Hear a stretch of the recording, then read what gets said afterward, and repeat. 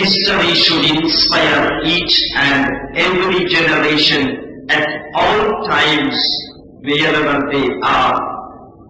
ആ ചരിത്രധർമ്മത്തിൽ അദ്ദേഹം അനുഷ്ഠിച്ച, ഈ സ്റ്റേജിൽ അനുഷ്ഠിച്ച യജ്ഞത്തിന് ശേഷം ഭാരതീയ സാംസ്കാരിക പൈതൃക ചരിത്രത്തെക്കുറിച്ച് ഞാൻ പറയുമ്പോൾ ഒരു ഉദാഹരണം മാത്രം.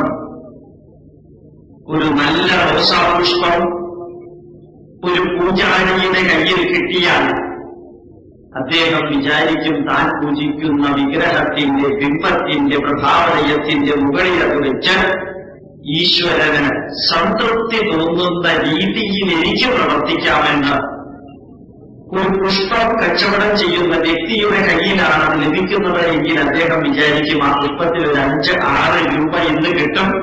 കാരണം ഏറ്റവും പ്രധാനപ്പെട്ട ഒരു നേതാവ് മരിച്ചിട്ടുണ്ട്, അയാളുടെ വീട്ടിൽ ഈ പുഷ്പം വയ്ക്കാമെന്ന് അദ്ദേഹം വിചാരിക്കും.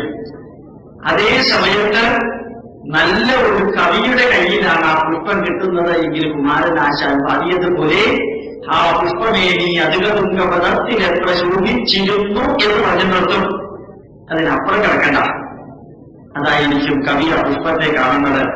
ഒരു പെൺകുട്ടിയുടെ കയ്യിൽ ആ പുഷ്പം കിട്ടിയാൽ അത് ഏറ്റവും നല്ല അവസരത്തിൽ വാടുന്നതിന് മുമ്പ് തലയിൽ വെക്കാൻ അനുയോജ്യമാണെന്ന് വിചാരിക്കുന്നത് പോലെ ഒരു ബോട്ടണി പ്രൊഫസറുടെ കയ്യില് ആ പൂ കിട്ടിയാൽ അദ്ദേഹം നേരെ ഒരു ബ്ലേഡ് ഉപയോഗിച്ച് മുറിച്ച് അതിന്റെ സ്റ്റെയിമനും പിസ്റ്റിലും കൊറോളയും വാസന ഉണ്ടാകുന്ന കെമിക്കൽസും അനലൈസ് ചെയ്യുന്നത് എത്ര ഉത്തമമാണെന്ന് വിചാരിക്കും.